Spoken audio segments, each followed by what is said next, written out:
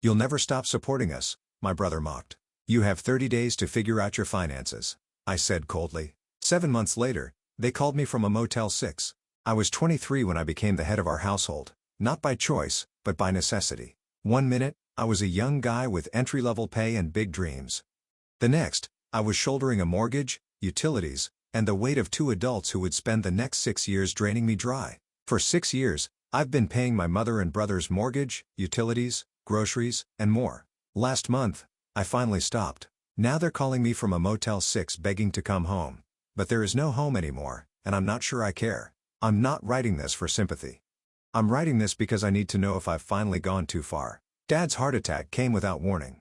One day, he was mowing the lawn. The next, he was gone. Mom, Laura, hadn't worked in over 20 years. My younger brother, Tyler, was in his second year of college with no job skills and zero ambition. I had just started at Meridian Logistics, making barely enough to cover my own apartment and student loans. Dad left some life insurance, but not enough. The policy would cover expenses for maybe 6 months. Someone had to keep the lights on after that.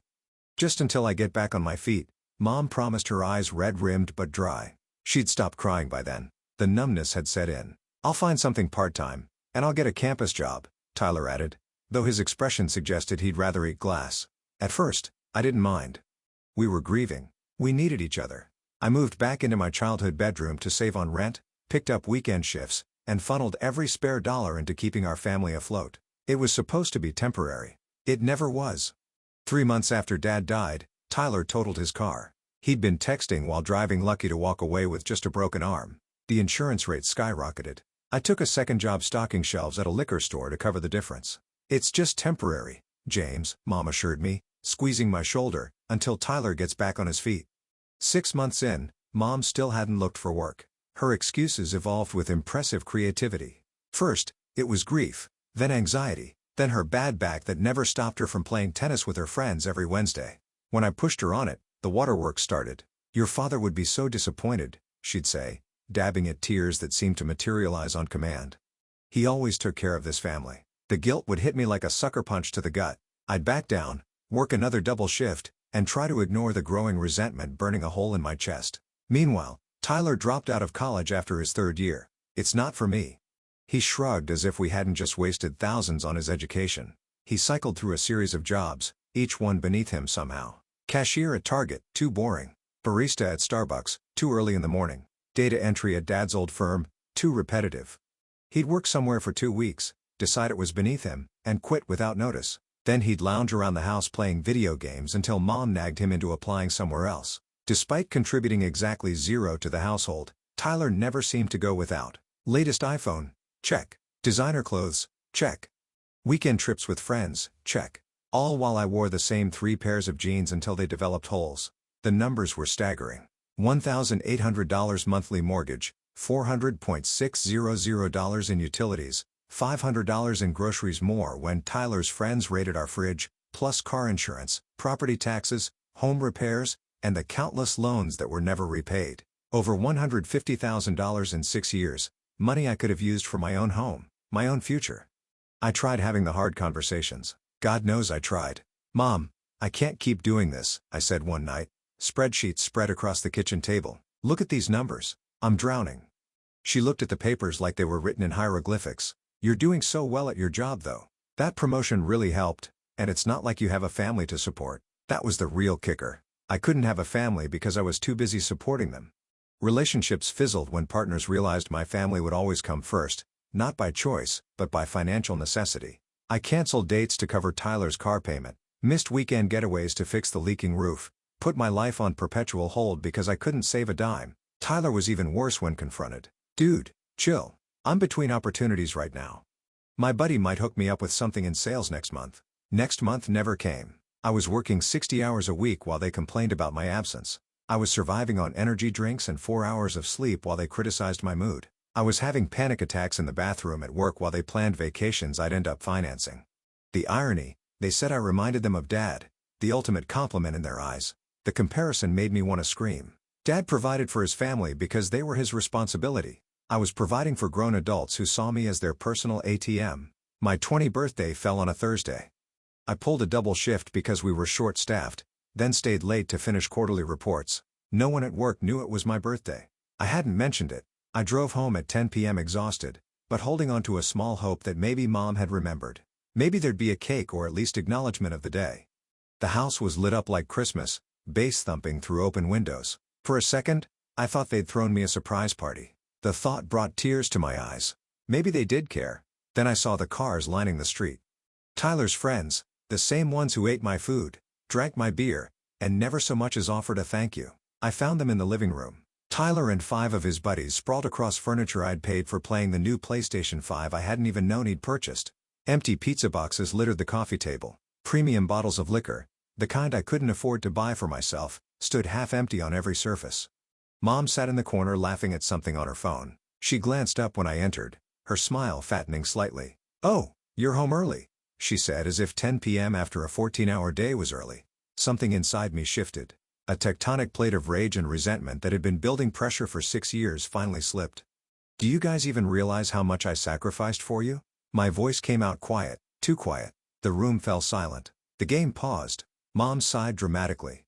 "Oh, here we go again with the martyr act." Tyler snickered, not even looking away from the screen. "It's not like you're struggling. You make good money." "I make good money that I never get to spend on myself," I said, my voice rising despite my best efforts. "Do you know what today is?" Blank stares. "It's my birthday, my 20th birthday. Did either of you remember?" Tyler shrugged. "We were gonna say something tomorrow."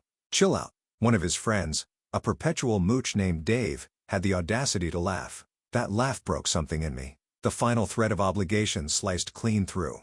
"I'm done," I said, my voice suddenly steady. "As of today, I'm not paying for anything else. Not the mortgage, not the utilities, not your car insurance, nothing." That got their attention. Tyler paused his game. Mom put down her phone. "You don't mean that," Mom said, but uncertainty had crept into her voice. "I've never meant anything more in my life."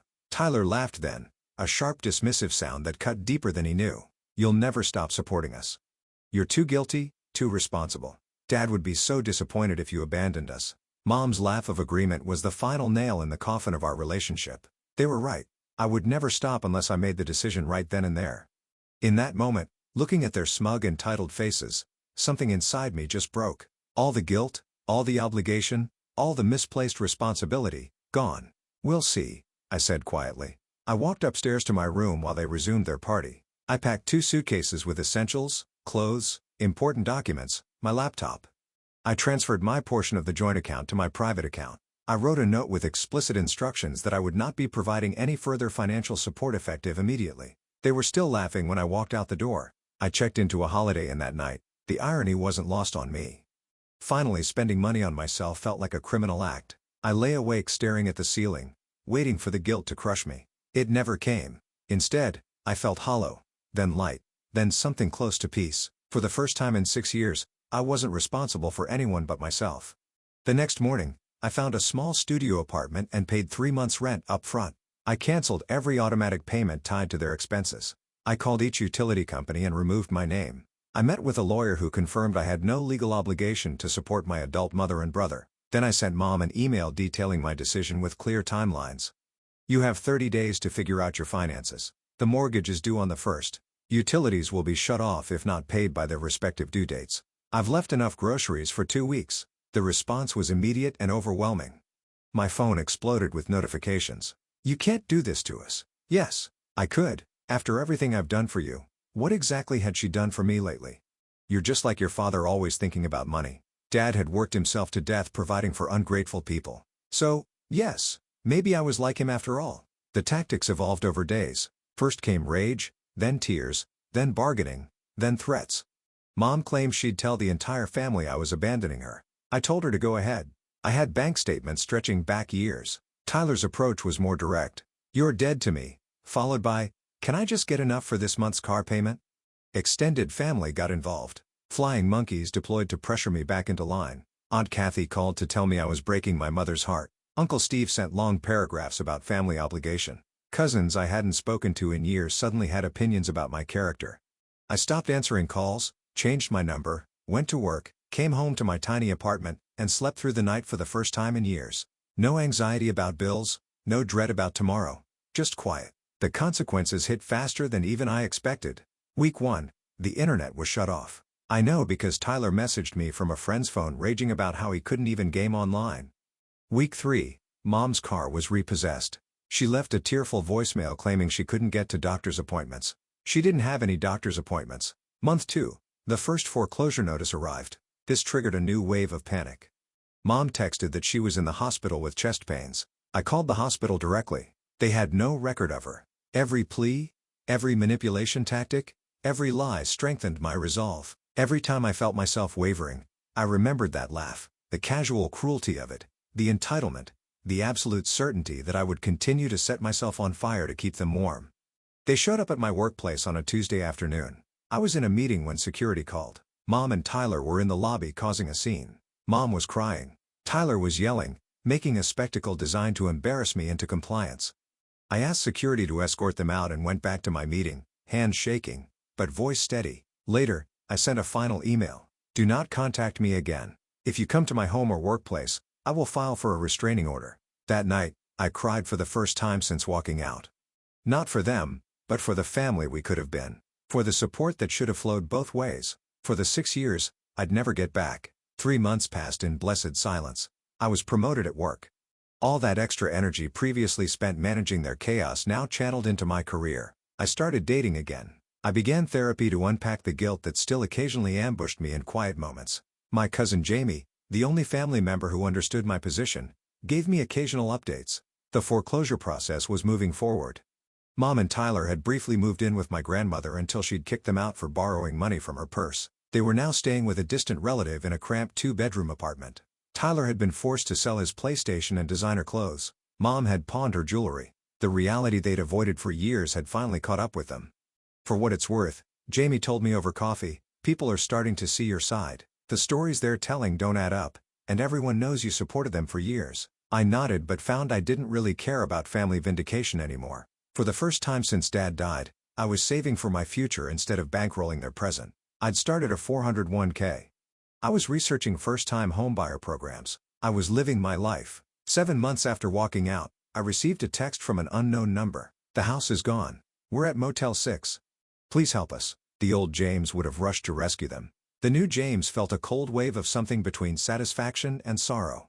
They'd finally hit rock bottom, the place they'd needed to reach for years. I didn't respond, but I asked Jamie to check on them.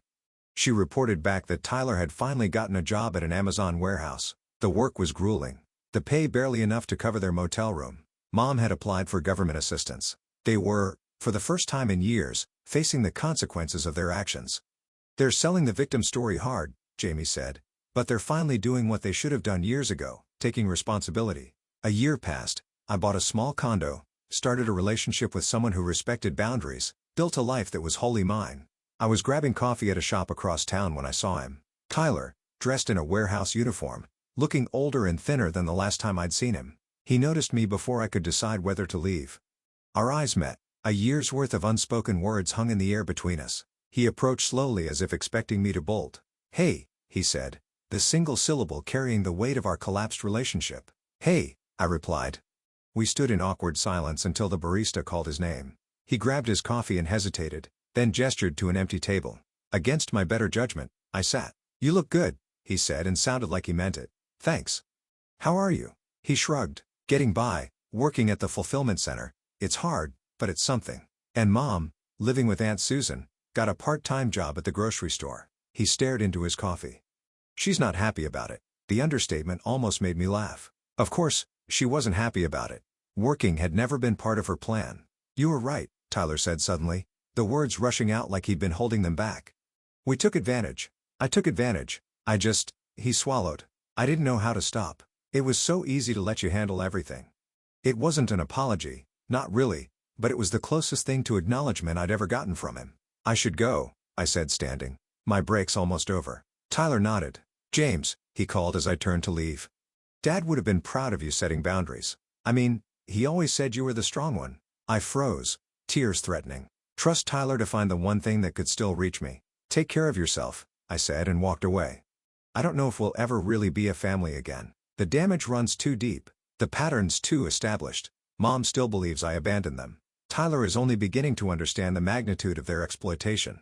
But as I drove back to my condo, my space bought with my money, filled with my things, I realized something important. I'd spent 6 years trying to be the perfect son, the perfect brother, the perfect provider. I'd almost lost myself in the process. Sometimes being a good son means refusing to be a doormat. Sometimes love means walking away.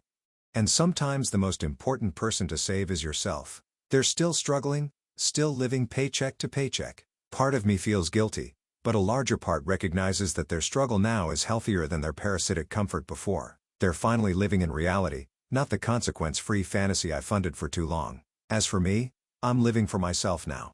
And for the first time in my adult life, that feels exactly right.